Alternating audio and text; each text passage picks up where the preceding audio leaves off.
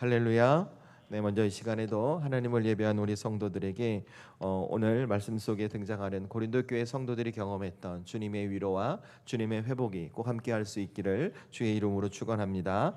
우리 또 명절이기도 하고 한 주 만에 배웠으니까 주위 분들 인사 한번 하고 하나님의 말씀 나누면 좋을 것 같아요. 주위 분들 보시면서 주님의 이름으로 사랑하고 축복합니다. 행복한 명절 되십시오라고 인사 한번 하고 하나님의 말씀 나누면 좋을 것 같습니다. 인사하겠습니다. 주님의 이름으로 사랑하고 축복합니다. 행복한 명절 되십시오. 네. 이거 많이들 이렇게 가신 분도 계신 것 같아요. 뵈지 않는 분들도 많이 있으셔서 저는 우리 성도들이 이번 명절이 행복했으면 좋겠습니다. 행복하길 바라지만 또 행복하지 않을 수 있는 이유도 있겠지만 그 모든 이유를 넘어서서 여러분이 행복하셨으면 좋겠습니다. 그래서 여러분, 제가 지난주까지는 제가 성경 인물 시리즈 말씀을 계속 나눴었잖아요. 그런데 오늘은 또 우리가 추석 연휴를 지내고 있기 때문에 이 명절에 우리가 하나님 앞에 어떤 믿음과 신앙을 지켜가며 삶의 모습을 보여줘야 할까라는 마음을 갖고 이 고린도 후서 말씀을 통해 새로운 피조물로 살아가십시오라는 제목으로 여러분과 함께 좀 말씀을 나누려고 합니다. 여러분, 제 개인적인 이야기로 오늘 설교를 좀 시작하게 되면 저는 한 교회를 섬기는 목회자로 또 이 강단을 지키는 설교자로 늘 한 가지 고민이 있습니다. 제 목회의 여정과 제 설교가 우리 성도들의 삶 속에서 어떻게 하면 하나님의 기뻐하시는 삶이 되고 예수님께서 원하시는 믿음의 삶이 되게 할 것인가, 늘 이 고민을 갖고 이 사역지를 이 자리를 지켜가고 있습니다. 그래서 제가 갖고 있는 목회적 지론이 무엇이냐면 우리의 기독교 신앙과 삶은 절대 분리될 수 없다는 것입니다. 물론 성경이 그렇게 말하기도 하죠. 그러니까 저와 여러분의 삶이 오늘 이렇게 하나님 앞에 예배하잖아요. 얼마나 예쁘게 하고 오셨어요. 화장도 하시고, 우리 남자분 성도님들은 정장에 넥타이도 매시고, 우리 여자 성도님들은 좀 표현이 그렇습니다. 예쁘게 꽃단장하고 오셨잖아요. 누가 봐도 어디를 내놔도 부족함이 없을 만큼 그렇게 하나님을 예배하는 우리의 모습이 우리 개인의 삶에 돌아가서도 그와 같은 모습을 보여줘야 한다는 것이 제가 가지고 있는 생각입니다. 왜 그래야 하는가? 우리의 삶이 하나님을 예배할 때와 또 이 땅의 삶 속, 개인의 삶 속에 들어가서 동일한 모습과 삶의 태도를 지켜가야 하나님이 우리에게 원하시는 삶을 복되게 살아줄 수 있기 때문에 그렇다는 것이죠. 저는 그것의 연장선에서 저와 여러분이 지금 지켜가고 있는 추석 명절도 여러분이 그와 같은 모습으로 여러분의 가족들과 함께 시간을 보내면 좋겠습니다. 사실은 우리에게 추석 명절은 되게 중요한 우리나라의 명절이잖아요. 그래서 제가 한번 찾아봤어요. 추석이란 의미가 뭘까? 한자를 그대로 풀어보면 가을 추의 저녁 석자를 쓰더라고요. 그러니까 추석이 가을 저녁인 거예요. 그럼 왜 가을 저녁일까?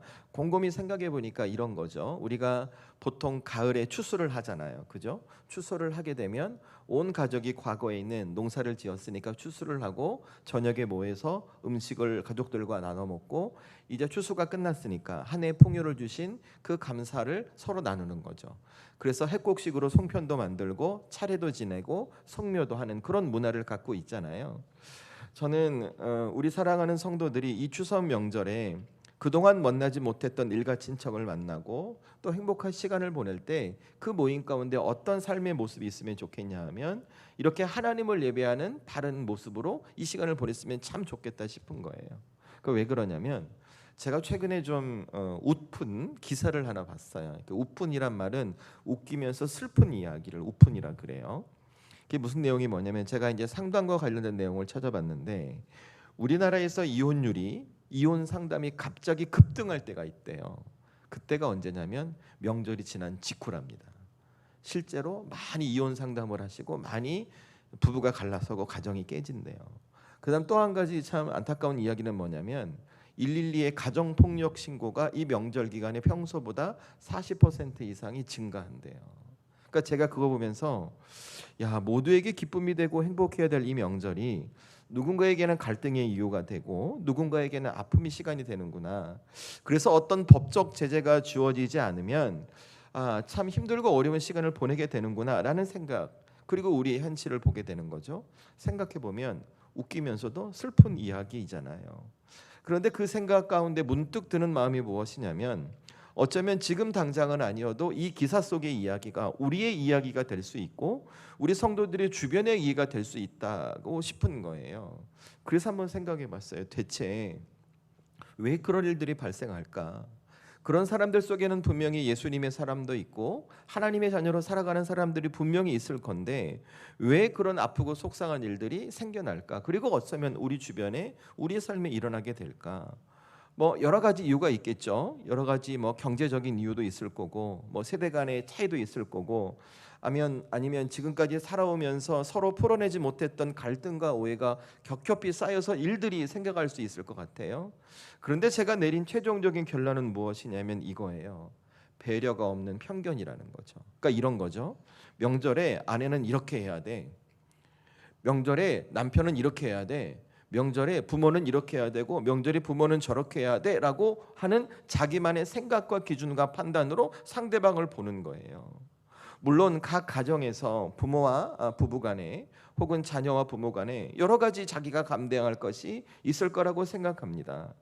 그런데 그 과정에서 서로에 대한 이해가 없이 너는 이렇게 해야 한다는 요구만 있고 먼저 손을 내밀고 섬기지 못하는 그 베풀매 모습이 없다면 우리는 그와 같은 갈등과 아픔을 경험할 수밖에 없다는 것이죠. 그리고 그런 일들이 하나님을 믿고 살아가는 성도들에게 그리고 우리에게도 동일한 일들이 일어날 수 있다는 것입니다. 그러면 왜 그런 일들이 우리 안에 자꾸 반복이 될까? 제게는 또 한 가지 의문이 생겼어요. 그러니까 그 이유를 생각해 보니까 이런 거죠. 내가 예수를 믿고 하나님의 자녀로 살아감에도 불구하고 지금 내 삶에는 여전히 옛사람의 시선과 태도가 남아 있다는 거예요. 그러니까 그게 뭐냐면 내가 예수님을 믿어요. 하나님의 자녀로 살아가요. 예수님을 구주로 영접했어요. 그런데 내 삶에는 여전히 예수님을 믿지 않았던 때의 삶의 태도, 그 삶을 바라보는 시선이 내 안에 남아 있는 거예요. 그래서 내 기준으로 상대방을 보는 거예요. 내 생각으로 상대방을 판단하는 거예요. 여전히 그와 같은 모습으로 서로 간에 시간을 보내게 되니까 어떤 일이 생기냐면 기뻐해야 할 시간에 아픔이 생겨나요. 감사할 시간에 불평이 자꾸 생겨나는 거예요. 자꾸 갈등이 생겨나고 그로 인해 나도 어쩔 수 없는 삶의 문제가 생겨나는 것이죠. 그런데 저는 이 아침에 우리 사랑하는 성도들이 하나님 앞에 예배하고 이 말씀을 들음으로 말미암아 우리 단비교회 성도들만큼은 그렇지 않으셨으면 좋겠어요.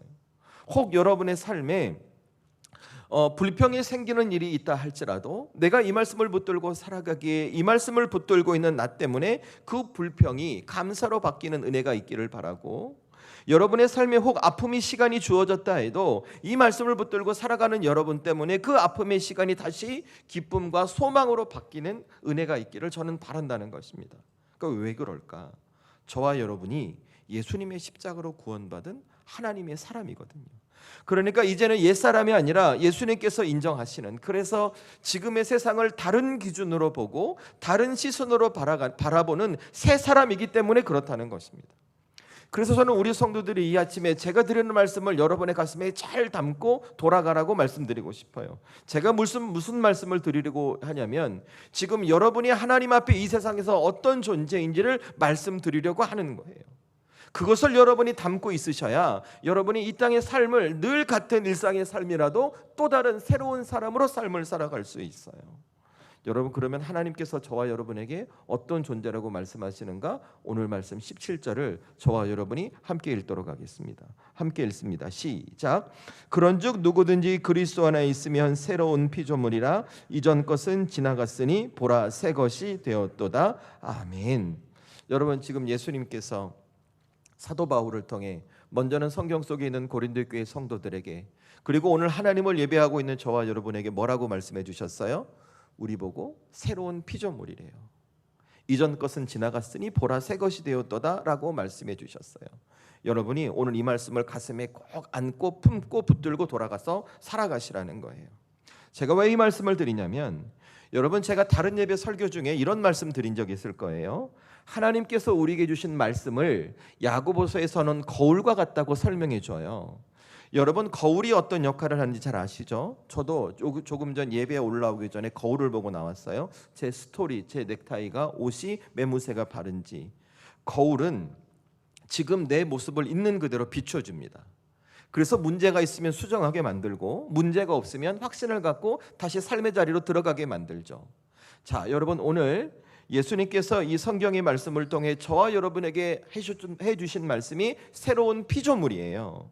이 말의 의미가 뭐냐면 저와 여러분이 어떤 존재인지 예수님께서 이 말씀을 통해 비춰주시고 보여주시는 거예요. 마치 거울이 내 모습을 비춰주는 것처럼 이 말씀이 여러분이 어떤 존재인지를 설명해주고 있다는 거예요. 그 내용이 뭐예요? 내가 새로운 피조물이라는 거예요. 그런데 막상 여러분의 삶을 실제 보세요. 내가 나를 볼 때 내가 새로운 피조물인가? 우리 솔직히 그렇지 않거든요. 그거 왜 그럴까요? 성경은 나에게 새로운 피조물이라고 말하는데 나는 내가 나를 보면 새로운 피조물 같지가 않아요. 왜? 내가 나를 보면 여전히 실수하거든요. 예수를 믿었음에도 불구하고 하나님의 자녀라고 말함에도 불구하고 내 삶의 태도와 방식은 여전히 과거와 다른 모습을 유지하고 있거든요. 그런데 여러분 그거 아십니까? 여러분이 하나님 앞에, 하나님의 말씀 앞에 여러분이 갖고 있던 행동, 어떤 행위를 가지고 여러분의 모습을 평가하는 것은 하나님의 방법이 아니라 제가 조금 세게 말씀드려요. 마귀와 사단, 즉 이 세상의 방법이라는 것을. 여러분, 이 세상은 자꾸 여러분 스스로 여러분의 행위를 보게 만듭니다. 여러분의 행동을 보게 만들어요. 그래서 어떤 일이 생기잖아요. 거봐, 과거에 그랬으니까 네가 이런 일이 생기는 거야. 네가 하나님 앞에 잘못했으니까 이런 일이 생기는 거야. 평소에 잘해봐. 하나님이 치시겠어? 잘했어야지. 우리로 하여금 자꾸 위축되게 만들어요. 그런데 그 이야기가 뭔가 우리의 귓전에 들리는 마귀와 사단의 거짓 속삭임이에요. 왜? 성경은 하나님을 우리에게 그렇게 보지 않으세요. 뭐라고 말씀하시는 건가? 예수님은 저와 여러분이 잘해서 구원 주시는 게 아니에요. 우리의 행위와 행동을 보고 구원 주시는 것이 아니에요. 하나님의 기쁘신 뜻대로 예수님께서 이 땅에 오셔서 저와 여러분을 십자가로 구원해 주시는 거예요. 우리의 행위가 상관이 없어요. 그래서 필요한 게 뭐예요? 믿음이에요. 믿음. 내가 부족하고 내가 실수가 많고 내가 연약하다 할지라도 우리 주님께서 그런 나를 사랑하시고 구원해 주셨다는 믿음, 그 믿음으로 말미암아 우리 삶이 변화돼요. 왜? 구원의 은혜, 그 구원의 은혜는 오직 믿음으로만 주어지기 때문에 그렇다는 거예요. 여러분, 오늘 말씀도 동일하게 적용이 돼요. 오늘 이 말씀 우리를 향해 얘기해 주세요. 예수님께서 너희는 나와 함께하기 때문에 새로운 피조물이라고 말씀해 주셨어요. 그런데 내가 보기에 내 삶이 변하지 않고 여전히 과거의 관습대로 살아가니 새 사람이 아닌 것 같아요. 그런데 우리에게 뭐가 있어야 된다고요? 내가 부족하고 연약해도 믿음. 예수님이 그렇다고 말씀하셨으면 그 말씀을 믿고 받아들이는 것입니다. 나를 새로운 피조물이라고 말씀하신 그 예수님의 말씀을 믿고 내가 그에 합당한 삶을 살아갈 수 있도록 나의 삶을 조금씩 수정시켜가고 변화시켜가는 거예요. 그것을 성화라고 말해요. 어떻게 해요? 내가 거울을 보고 내 옷 매무새, 내 얼굴의 모습을 수정해 가듯이 그렇게 해가는 거예요. 그러면 저와 여러분의 삶이 어떻게 되는가? 어느 시간이 지나게 되면, 어떤 때가 되면 이제 진짜 새로운 피조물의 삶의 모습으로 여러분이 변하게 될 줄로 믿습니다. 저는 그렇게 우리 사랑하는 성도들이 여러분이 주의 말씀이 들려질 때마다 이 말씀을 믿음으로 받아들이는 지혜가 있기를 주의 이름으로 축원합니다. 저는 우리 사랑하는 성도들이 특별히 이 추석 명절의 기간을 보내면서 새로운 피조물로서의 삶의 모습을 이 명절에 드러내셨으면 좋겠어요. 그래서 이 말씀을 여러분이 잘 기억하셔야 해요. 이 말씀을 꼭 담으셔야 돼요. 왜? 이 하나님의 말씀은 여러분의 기분, 어떤 상황, 조건에 따라 달라지는 게 아니에요. 이 말씀은 진리예요, 진리. 이 말씀이 새로운 피조물이라는 주님의 말씀은 너희가 반드시 이 땅 가운데 새로운 피조물로 살게 하겠다는 하나님의 약속이자 동시에 예수님의 선언이에요. 그래서 이 말씀 앞에 우리의 몫이 뭔지 아세요? 우리의 판단, 우리의 생각, 우리의 기준으로 평가하는 게 아니라 이 말씀을 믿음으로 받아들이고 결단하고 움직여가는 거예요. 그러면 어떻게 해야 될까요? 간단해요. 말씀대로. 여러분, 오늘도 마찬가지예요.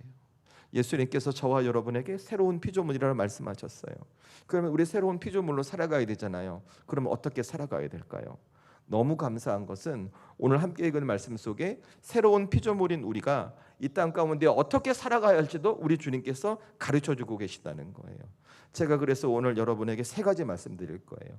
예수님께서 나에게 말씀하신 내가 새로운 피조물로 이 땅을 살아가기에 나는 어떤 모습으로 살아가야 될까? 그렇게 살아가고 여러분의 새로운 피조물로 이 명절에 주님의 은혜를 경험할 수 있기를 먼저 다시 한번 주의 이름으로 축원합니다. 그래서 첫 번째 뭘 기억하시냐면 여러분의 삶을 예수님의 시선으로 보기를 소원하셔야 돼요.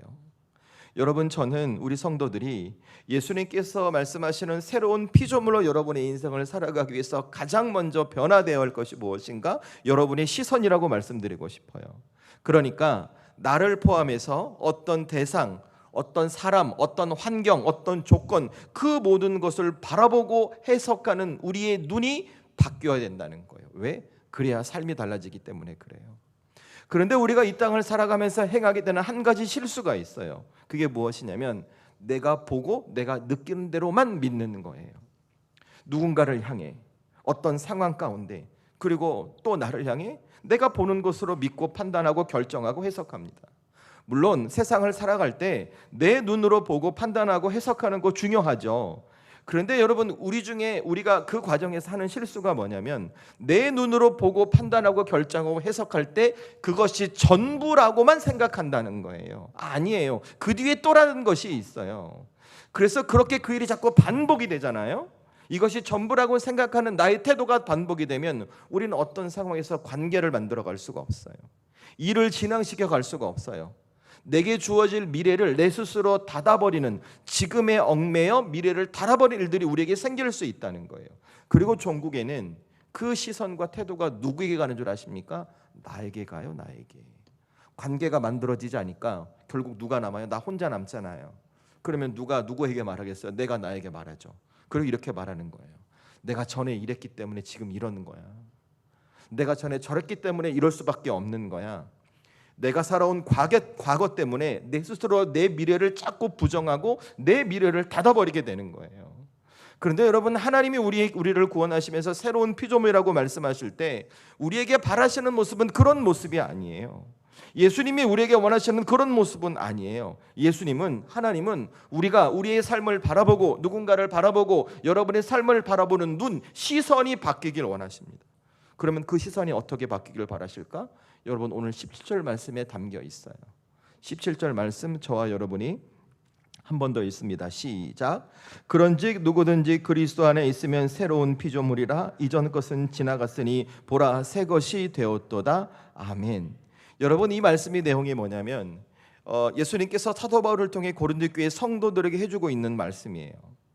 예수님께 지금 뭐라고 말씀하셨어요? 고린도 교회 성도들에게 너희는 새로운 피조물이 이렇게 말씀하셨어요. 그런데 이들이 정말 새로운 피조물의 모습으로 잘 살아가고 있었던가? 아니요, 그렇지 않아요. 지금까지 신앙생활 하시면서 성경을 읽어보신 분들은 고린도 교회, 이 고린도전서에 어떤 문제가 있었는지 여러분 아실 거예요. 첫 번째 문제가 뭐예요? 당을 짓고 파를 나눠요. 바울파, 게바파, 아볼로파, 그리스도파 나눠서 그 파에, 그 당에 속하지 않은 사람은 잘못되고 틀린 거라고 서로 막 다투는 거예요. 그런데 여러분 생각해 보세요. 그 다툼이 결론이 나겠어요? 안 나죠. 그러니까 어떻게 생각해요? 이제 세상 법정으로 가는 거예요. 교회가 복음 앞에 바로 서 있지 못하고 세상 법정에 가서 누가 잘났니 서로 변론하고 서로 막 송사하는, 이것이 가지고 있던 고린도 교회의 두 번째 문제점이었어요. 여러분, 근데 한 가지 문제가 더 있거든요. 저는 개인적으로 이 고린도 교회에 갖고 있던 가장 큰 문제가 바로 이 문제라고 생각해요. 그게 뭔가? 음행이에요. 음행. 영적으로 보면 하나님의 사람들이 하나님의 법대로 살아가지 않고 겉은 하나님의 법으로 살아가는데 세상 법으로 삶은 살아가는 거예요. 실질적으로 어떻게 드러난 줄 아세요? 교회를 구성하고 있는 성도들의 가정이 남편과 아내가 있잖아요. 또 다른 남편이 있어요. 또 다른 아내가 있어요. 그걸 공공연하게 자랑하고 있는 거예요. 그러니까 고린도 교회는 겉으로는 거룩한 하나님의 교회고 하나님의 성도예요. 속은 하나님의 거룩한 교회가 아니고 거룩한 성도가 아니에요. 자, 여러분 생각하세요. 이런 고린도 교회 성도들을 향해 예수님께서 새로운 피조물이라고 말하면 돼요, 안 돼요? 우리의 논리와 상식으로. 너희들은 새로운 피조물이라고 격려하면 돼요, 안 돼요? 안 되죠. 어떻게 해야 돼요? 책망받아야죠. 심판받아야죠. 그들이 무너져야죠. 그렇지 않겠어요? 그런데 오늘 성경을 보세요. 예수님은 그들을 향해 뭐라고 말씀하시는가? 너희는 새로운 피조물이라고 말씀하세요. 더 감동과 은혜가 되는 것은 이렇게까지 말씀하세요. 이전 것은 지나갔으니 보라 새 것이 되었도다 라고 말씀까지 해주시는 거예요. 여러분, 예수님의 의도가 뭘까요? 그렇게 무너져가고 그렇게 바르게 살지 못하고 그렇게 그들이 온전하지 못한 고린도 교회 성도들을 향해 예수님께서 이 말씀을 주시는 이유가 뭘까? 예수님의 의도가 뭘지를 생각해 보세요. 문제를 그냥 덮으시려고? 이 문제로 말미암아 불거지지 않게, 아니면 공동체가 깨져버리니까 덮으시려고? 아니에요. 이유는 딱 한 가지예요. 그들의 존재를 다시 보라는 거예요. 너희들이 하나님 앞에 어떤 존재인데 왜 그렇게 살아가고 있니? 그들이 하나님 앞에 예수님의 십자가로 구원받은 그 성도들의 존재를 불러내시기 위해 이 말씀을 하고 있는 거예요. 그래서 예수님 어떻게 보시는 줄 아세요? 그들의 과거로 지금을 평가하지 않으세요. 사람은 어떤 대상을 향해 그들의 과거로 평가를 해요. 그런데 예수님은 그들을 어떻게 평가하는 줄 아세요? 그들이 살아온 과거로 평가하는 것이 아니라 지금 그들이 붙들고 있는 십자가 은혜의 능력을 보고 그들을 평가하시는 거예요. 그래서 이렇게 말씀하시는 거예요. 얘들아, 너희는 하나님 앞에 새로운 존재야. 너희는 그런 사람이 아니었어. 자, 이 말씀의 거울을 봐. 이렇게 살면 안 되는 거자라고 예수님께서 말씀해 주시는 것이죠. 결국 오늘 예수님께서 너희는 새로운 피조물이라고 말씀하시는 이 말씀은 이렇게 정리할 수 있는 거예요. 그들에게 새로운 피조물이라고 예수님 말씀해 주시면서 그 부르심을 통해 스스로 자신의 존재, 정체성을 깨닫고 이제 그에 합당한 모습으로 오늘을 바꾸고 내일을 바꿔갈 수 있는 기회를 주시고 있는 거예요. 여러분, 우리 아까 말했죠. 오늘 고린도 교회 성도들은 책망받아야 된다고. 그런데 예수님 책망 안 하셨죠. 그죠? 우리의 시선과 예수님 시선 같아요, 달라요? 다르죠. 예수님께서 바라시는 게 뭘까? 예수님의 시선으로 이들을 바라보길 우리 주님은 우리에게 바라시는 거예요. 저와 여러분이 이 땅을 살아갈 때 우리의 시선으로 보지 말고 예수님의 시선으로 우리의 삶을 바라보길 기대하고 바라시는 거예요. 여러분이 이번 명절을 지내면서 여러분의 시선으로 이웃과 친구를 바라보지 말고 예수님의 시선으로 이웃과 친구를 바라보기를 예수님께서 바라시는 거예요. 왜요? 나의 시선은 내가 살아온 과거로 혹은 누군가의 과거로 그의 앞날을 예측하지만 예수님의 시선은 누군가의 과거가 아니라 십자가로 가능해진 미래를 보고 예측하시기 때문에 그렇다는 거예요. 그래서 사람은 누군가를 향해 네가 이렇게 살았으니까 앞으로 이럴 거야 라고 말하지만 예수님은 네가 내 안에 있으니 너는 달라질 거야 라고 말씀해 주시는 거예요.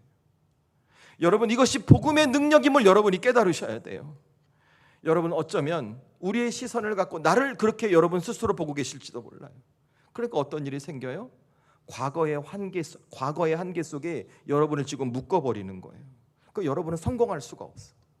여러분의 가정은 행복할 수가 없어. 우리 교회는 부흥할 수가 없어. 왜? 과거에 그렇게 살았으니까. 그런데 예수님 뭐라고 한 줄 아세요? 아니야, 너희들은 행복할 수 있어. 너희들은 잘 될 수 있어. 우리 교회는 주님의 은혜를 경험할 수 있어. 예수님 다르게 말씀하시는 거예요. 그래서 저와 여러분이 이 아침에 가져야 할 신앙의 모습이 뭔지 아세요? 내가 이 땅을 진짜 새로운 피조물로 살아가길 바라신다면 여러분의 눈이, 시선이 내 눈에서 예수님의 시선으로 바뀌기를 소원하시는 겁니다. 여러분에게 이 믿음의 소원이 있기를 주의 이름으로 축원합니다. 여러분의 이 바뀐 시선으로 여러분의 가정을 보세요. 여러분의 남편과 아내를 보시고 자녀를 보시고 내 인생을 보세요. 그리고 우리 교회를 보세요. 그럼 뭐가 보이는 줄 아세요? 여러분을 꼭 붙들고 있는 주님이 보일 거예요. 여러분을 포기하지 않으시는 그 주님이 보일 거예요. 지금도 여러분 삶에 동행하시는 그 주님이 보일 거예요. 그런데 우리의 태도가 어떤 줄 아세요? 자꾸 우리의 시선으로 판단하는 거예요. 평가하는 거예요. 그러지 마세요. 전 우리 성도들이 이 추석 명절에 그렇게 하셨으면 좋겠어요.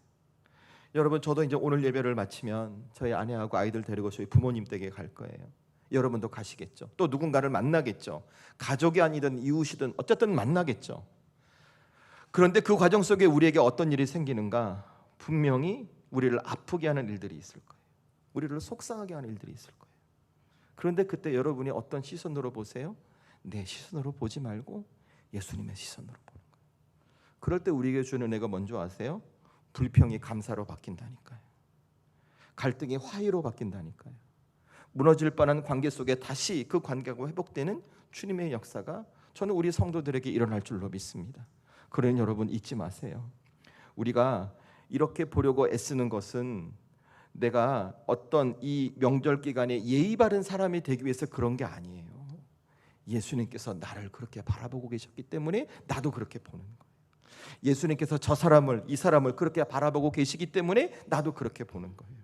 그래서 여러분이 이 말씀 담으시라는 거예요. 아, 내가 새로운 피조물이구나. 나는 아닌 것 같은데 우리 주님은 나를 그렇게 보시는구나. 나도 그렇게 보고 그렇게 살아가야지. 이 믿음의 결단 가운데 저는 우리 살아가는 성도들의 삶에 진짜 주님이 주시는 새로운 주님의 시선이 임할 줄로 믿습니다. 이 주님의 은혜가 임하길 주의 이름으로 축원합니다. 그래서 두 번째 뭘 기억하시냐면 여러분이 예수님의 마음을 품고 기억하시라는 거예요. 품고 기억하세요. 저는 우리 성도들이 예수님이 말씀하시는 새로운 피조물로 살아가기 위해서 뭘 놓치지 말아야 되는가? 예수님의 마음을 놓치지 말라고 말씀드리고 싶어요. 여러분, 오늘 말씀 예수님께서 우리에게 새로운 피조물이 되기 위해서 어떤 모습이 되어야 되는지 아주 중요한 한 가지를 말씀해 주세요. 그게 무엇인가? 19절 말씀이에요. 19절 말씀을 저와 여러분이 함께 읽도록 하겠습니다. 함께 읽습니다. 시작. 곧 하나님께서 그리스도 안에 계시사 세상을 자기와 화목하게 하시며 그들의 죄를 그들에게 돌리지 아니하시고 화목하게 하는 말씀을 우리에게 부탁하셨느니라. 아멘. 아멘. 여러분, 이 말씀을 좀 잘 보시면 좋을 것 같아요. 이 말씀을 잘 보시면 오늘 하나님께서 우리에게 특별히 맡기신 것이 있대요. 하나님과 화목하게 된 우리가 하나님 앞에 감당해야 할 책무가 하나 있어요. 그것을 뭐라고 이해하는가? 여러분 18절 보세요. 맨 끝에 우리에게 화목하게 하는 직분을 주셨으니 이렇게 얘기해 말하죠. 그러니까 우리에게 직분이 있다는 거예요. 직분. 여러분 직분이 뭔지 아시죠? 여러분 직분은 아시겠지만 한 번 더 말씀드려요. 직분은 사람이 주는 게 아닙니다. 직분은 하나님이 주시는 거예요. 하나님께서 우리 교회에서 말하고 있는 장로님, 권사님, 집사님, 안수 집사님 이런 직분도 직분이지만 우리 모두에게 주시는 직분이 있어요. 그게 무엇인가? 화목해 하시는 직분이래요. 직분은 하나님이 주시는 거예요. 그래서 직분 받은 자는 내가 하고 싶으면 하고 하기 싫으면 안 하는 게 아니에요. 내가 기분 감정 상하면 안 하고 누군가 나를 힘들게 한다고 안 하는 게 아니에요.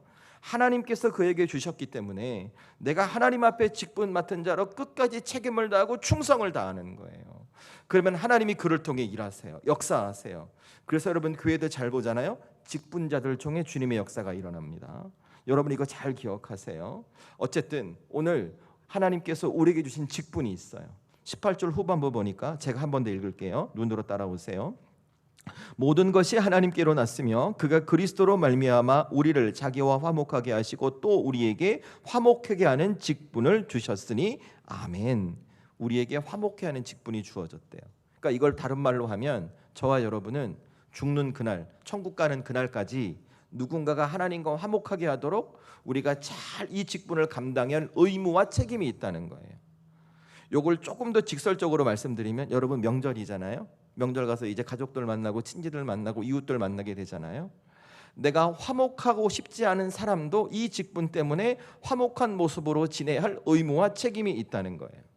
이것이 우리에게 오늘 메시지는 새로운 피조물이 가져야 할 하나님의 메시지예요. 자, 우리 솔직하게 우리끼리 우리 성도들끼리 있으니까 얘기해 보십시다. 이 말씀 소망과 희망이 되세요? 속상하세요? 아, 목사님 저는 누가 와도 화목하고 행복하게 지낼 수 있죠. 저를 미워하는, 저를 힘들게 그 정도 이런 분 있으세요 여기? 우리 다른 분들 뭐 이렇게 아시겠지만 우리 며느리들 시옷이 들어가면 별로 안 좋아하잖아요. 웃으시는 분들 다 지금 다 그렇지 않습니까? 예? 화목해 하는 직분 우리에게 부담돼요. 내가 이 명절에 어디 갔어요. 불편한 사람이 있어요. 분명히 그분들 중에 내가 화목하고 싶지 않은 분들이 계시거든요. 화목할 수 없는 조건을 갖고 계신 분들이 계시거든요.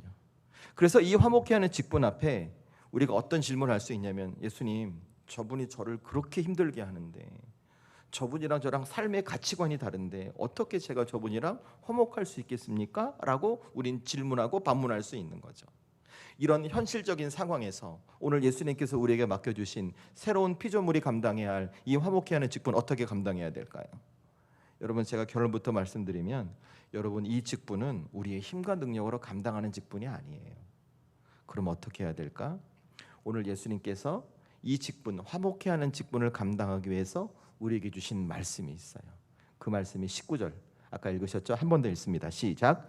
곧 하나님께서 그리스도 안에 계시사 세상을 자기와 화목하게 하시며 그들의 죄를 그들에게 돌리지 아니하시고 화목해 하는 말씀을 우리에게 부탁하셨느니라. 아멘. 자, 읽으신 19절에 예수님께서 하나님께서 그리스도 안에 계시다 세상을 자기와 화목하게 하시며 그들의 죄를 그들에게 돌리지 않으셨다라고 기록합니다.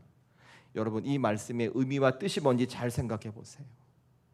예수님은 저와 여러분이 바르게 살아서 하나님과 화목하게 해야 되는 은혜를 주신 게 아니라는 거예요.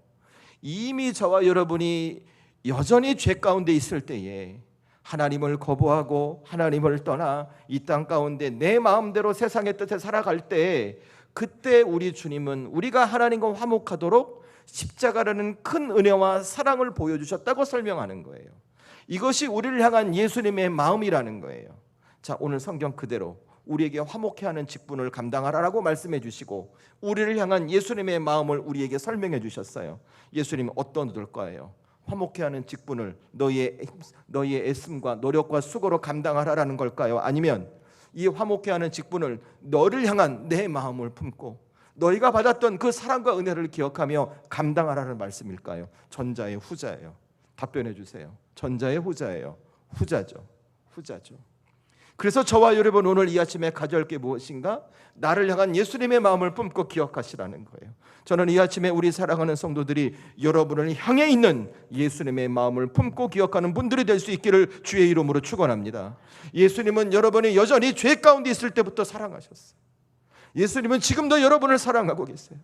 예수님은 지금도 여러분의 삶에 동행하시고 여러분을 붙들고 계세요. 그것이 우리를 향한 예수님의 마음이에요. 그런데 우리는 그 예수님의 마음을 놓쳐요. 자꾸 잃어버려요. 내가 직분을 감당하며 내 힘과 능력으로, 그래서 내 마음에 맞지 않으면 내 표정과 눈빛이, 나의 말이, 나의 태도가 내 마음에 맞으면 반대로.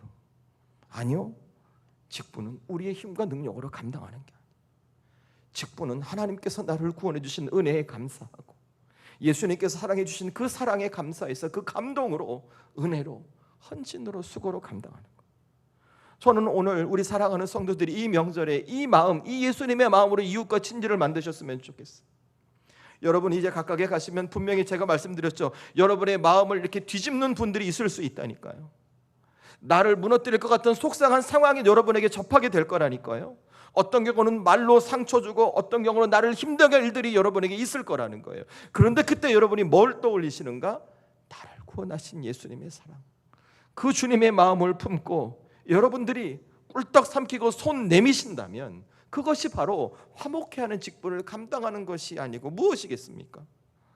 전 우리 사랑하는 성도들에게 이 믿음의 용기와 결단이 있기를 주의 이름으로 축원합니다. 여러분 그렇게 하십시오. 그렇게 할 때 우리에게 어떤 은혜가 주어진다고요? 아까 말씀드렸잖아요. 불평이 감사로 변한다니까요. 긴장됨이 미소로 바뀔 수 있어요. 그 갈등이 화해가 되고 맡겼던 담이 무너짐으로 말미암아 관계가 회복되는 주님의 역사가 여러분의 삶 가운데 임할 수 있다는 거예요. 그래서 저는 이 아침에 우리 성도들이 좀 이따 기도하게 될 건데 이렇게 기도하고 간구하면 좋겠어요.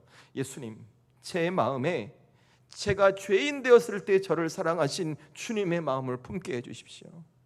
제 힘과 능력으로는 이 화목해 하는 직분을 감당할 수 없으니 하나님께서 주신 이 마음, 예수님의 마음으로 이 사명, 이 직분 잘 감당할 수 있도록 저를 붙들어 주십시오라고 여러분이 기도하고 간구하시는 거예요. 여러분이 이렇게 기도하고 간구할 때 저는 오늘 예수님께서 우리에게 맡겨주신 화목케 하는 직분은 우리를 부담스럽고 우리를 무겁게 하고 우리를 누르는 큰 짐의 모습이 아니라 또 다른 누군가를 사랑하고 또 다른 누군가를 구원하는 축복의 통로로 저와 여러분의 삶이 사용될 줄로 믿습니다. 이 화목케 하는 직분을 잘 감당한 우리 성도들 될 수 있기를 주의 이름으로 축원합니다. 그래서 마지막 세 번째, 우리가 화목케 하는 직분, 새로운 피조물이 되기 위해서 놓치지 말 것. 세 번째, 하나님과의 화목을 지키기 위해 예수님을 놓치지 마세요. 저는 우리 성도들이 어떤 순간이 와도 예수님 놓치지 않기를 원합니다. 예수님 없으면 여러분 제대로 살아가실 수 없어요. 그거 인정하고 살아가세요. 여러분 오늘 우리가 마지막으로 붙들어야 할 말씀이 무엇이냐면 20절과 21절 말씀이에요. 이 말씀에 아주 중요한 영적 원칙이 담겨 있어요. 우리 20절과 21절 말씀 함께 읽겠습니다. 시작. 그러므로 우리가 그리스도를 대신하여 사신이 되어 하나님이 우리를 통하여 너희를 권면하시는 것 같이 그리스도를 대신하여 간청하노니 너희는 하나님과 화목하라. 하나님이 죄를 알지도 못하신 이를 우리를 대신하여 죄로 삼으신 것은 우리로 하여금 그 안에서 하나님의 의가 되게 하려 하심이라. 아멘. 자, 여러분, 이 말씀의 내용이 뭐냐면 이거예요. 이미 구원받은 고린도 교회 성도들을 향해 오늘 예수님께서 너희가 다시 하나님과 화목해야 된다, 이 말씀을 주시는 거예요. 말씀 잘 생각해 보세요. 이미 하나님과 화목한 그들에게 다시 하나님과 화목해야 된다라고 예수님 말씀하셨어요. 이거 말 이상하지 않아요? 이상하지 않을 거예요. 왜냐하면 우리는 우리의 행위로 화목을 생각하거든. 그죠? 목사님, 이들이 지금 하나님 앞에 음행도 했고 분당도 했고 이들이 세상 법정에 송사했으니 하나님과의 관계가 흐트러진 거 아니야? 다시 하나님과 화목해야죠. 이렇게 생각할 수 있단 말이에요. 이거 여러분 이단의 논리예요. 그래서 제가 우리 성도들 확신반, 성장반 하시라는 거예요. 성장반 들어보세요. 구원의 견고함, 구원의 확신. 우리 주님은 한 번도 우리를 변한 적이 없어요. 우리의 구원은 흔들리지 않아요. 근데 자꾸 우리가 어떻게 해요? 우리의 행위로 판단하는 거. 아니야, 그렇지 않아요. 오늘 이미 고린도 교회 성도들은 그들이 실수가 있어도 그들과 화목해 하시는 하나님은 변하지 않아요. 그런데 오늘 예수님 뭐라고 말씀하시냐면 다시 너희가 화목해야 된다라고 예수님 말씀하시는 거예요. 여러분, 이 의미가 뭘까? 이 예수님의 말씀에는 중요한 영적 신앙 원칙이 있어요. 그게 무엇인가? 하나님의 화목은 내가 한 번 얻었다고 끝나는 것이 아니라 끝까지 지켜가셔야 한다는 거예요. 자, 여러분, 우리의 삶을 생각해 보세요. 내가 예수님의 십자가로 구원받아 하나님의 자녀가 되었어요. 하나님의 화목하게 된 거예요. 그런데 실제 우리의 삶을 보면 하나님과 화목할 때, 아니 하나님과의 화목이 흔들릴 때 있어요, 없어요? 있어요. 내 믿음과 신앙이 흔들릴 때 있어요. 내 삶에 이런저런 일로 내 삶에 불평과 불만이 쌓여갈 때, 힘들고 어려운 일이 반복이 돼서 기도하는데 응답이 없을 때, 이런저런 현실로 말미암아 내 삶에 하나님과 멀어질 것 같은 생각이 있을 때 내 마음에 드는 게 뭐예요? 하나님과 화목하지 않은 것 같아. 하나님이 나를 버린 것 같아. 그러니까 결과가 뭐예요? 믿음 있는 우리의 삶이 평안하질 않아요.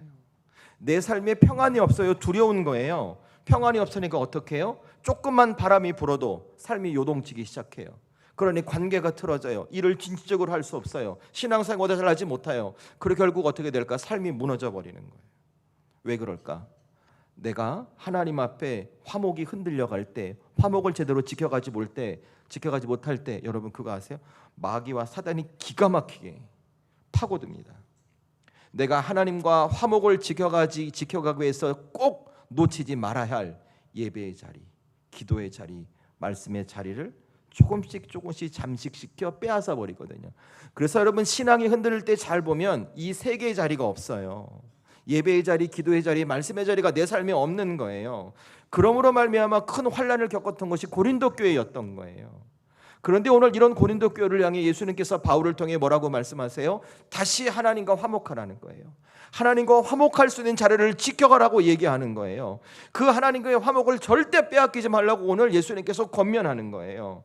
자, 그러면 여기서 우리에게 한 가지 질문이 던져지죠. 목사님, 그러면 어떻게 해야 하나님과의 화목을 지켜갈 수가 있겠습니까? 그죠? 그게 방법이 어디 있을까? 21절이에요. 21절 함께 읽습니다. 시작. 하나님이 죄를 알지도 못하신 이를 우리로 대신하여 죄로 삼으신 것은 우리로 하여금 그 안에서 하나님의 의가 되게 하려 하심이라. 아멘. 자, 21절 말씀 누구의 이야기예요? 제 얘기예요? 예수님 이야기예요? 제 얘기예요?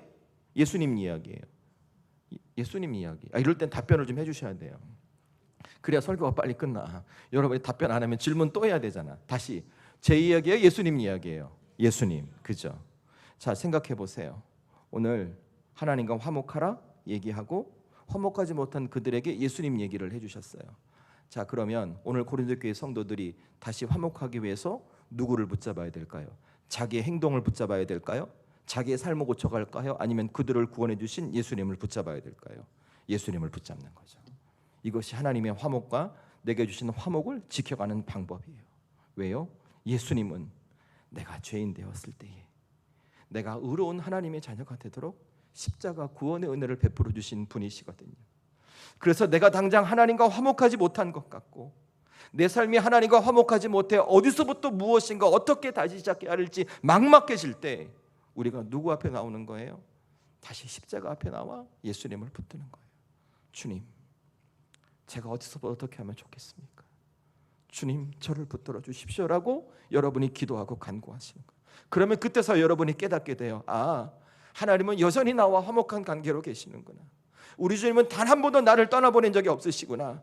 다시 내 삶을 붙들어 주시는 거는 것을 깨닫고 여러분이 화목한 믿음의 관계로 변화될 줄로 믿습니다. 저는 그 이 아침에 우리 사랑하는 성도들이 다시 하나님과의 화목을 지켜가기 위해 예수님을 놓치지 않는 분들이 될 수 있기를 주의 이름으로 축원합니다. 여러분이 예수님을 꼭 붙들고 살아가는 거 어렵지 않아요. 그거 어렵지 않아요. 내가 무엇인가 특별한 것을 더 해야 되는 게 아니에요. 내가 예수님을 붙들고 산다는 것은 나를 구원해 주신 십자가 은혜를 다시 깊이 묵상하는 거예요. 그리고 나의 존전을 하나님 앞에 내어드리는 거예요. 그리고 그 은혜 안에 머무는 거예요. 내가 지쳐있을 때 다시 기도의 자리를 찾고, 내가 흔들릴 때 다시 말씀을 펴고, 내가 혼란스러울 때 다시 하나님 앞에 예배의 자리와 하나님이 주신 은혜를 사모하며 십자가를 바라보는 거예요. 그렇게 예수님을 붙잡으면 저와 여러분의 삶에 평안이 회복되는 것입니다. 삶이 요동치지 않는 것입니다. 주님이 붙드시는 견고함으로 말미암아 여러분이 이 땅을 새로운 피조물로 화목케 하는 직분을 주님의 능력으로 능히 감당하고, 그런 여러분 때문에 여러분 아픔이 치유될 거예요. 갈등이 화해로 바뀔 거예요. 다시 하나님 주시는 소망이 여러분의 삶 가운데 임하게 될 줄로 믿습니다. 저는 이번 명절에 우리 사랑하는 성도들이 오늘 주신 말씀을 기억하며, 여러분은 하나님께서, 예수님께서 말씀하시는 새로운 피조물입니다. 그러니 여러분 주어진 시간을 이제 화목케 하는 직분을 감당하며 보내십시오. 그리고 여러분을 통해 이르시를 주님의 은혜를 꼭 경험하는 우리 성도들 될 수 있기를 주의 이름으로 축원합니다. 말씀을 마무리합니다. 이제 아까도 말씀드렸지만 저도 이제 갈 거예요. 부모님 댁에. 여러분도 가시겠죠. 여러분, 우리 이 시간 꼭 이렇게 보내십시다. 어떻게 보내면 좋겠냐면, 하나님 저를 새로운 피조물로 만드셨고 화목케 하는 직분을 주셨네요. 제가 그 직분 잘 감당하겠습니다. 막상 가려고 하니까 과거에 나를 아프게 했던 그 사건이 떠오르고 누군가의 얼굴이 떠오릅니다. 마음이 힘들지만 그래도 주님 이 말씀 주셨으니 믿음으로 그 길을 가려 합니다. 제가 예수님의 시선으로 보고 예수님의 마음을 품고 예수님을 다시 붙들며 화목해진 직분으로 그 시간을 보낼 수 있도록 힘주세요. 여러분이 그렇게 기도하고 이 명절을 보내시면 좋을 것 같아요. 여러분이 그와 같은 신앙의 태도를 지켜갈 때 여러분 때문에 불평은 감사로, 긴장은 미소로, 상처는 위로로, 낙심은 소망으로 바뀌는 주님의 은혜가 우리 성도들의 삶에 꼭 임하게 될 줄로 믿습니다. 이 주님의 은혜가 우리 성도들에게 이번 명절 기간, 연휴 기간에 꼭 함께 할 수 있기를 주의 이름으로 축원합니다. 이 시간 우리 잠깐 기도하십시다. 기도할 때 주신 말씀을 기억하며 이렇게 기도하면 좋을 것 같아요. 우리 찬양은 따로 부르지 않고, 하나님, 제가 이렇게 새로운 피조물이었네요. 그런데 저는 그것을 알지 못하고 살아갔습니다. 이제 새로운 피조물로 살아가렵니다. 주님, 새로운 피조물로 이제 예수님의 시선으로 내 인생을 바라보고 화목케 하는 직분을 감당하며 주님의 마음을 품고 다시 한번 이 시간을 보내려고 하니 주여 은혜 주시고 함께 해주셔서 내 삶을 붙드시고 우리의 가정에, 우리의 만남과 모임 가운데 하나님의 위로와 회복이 있게 하여 주옵소서. 여러분 주신 말씀을 기억하며 감동 주시는 대로 우리 다 함께 잠시 통성으로 기도하겠습니다. 다 함께 기도합니다.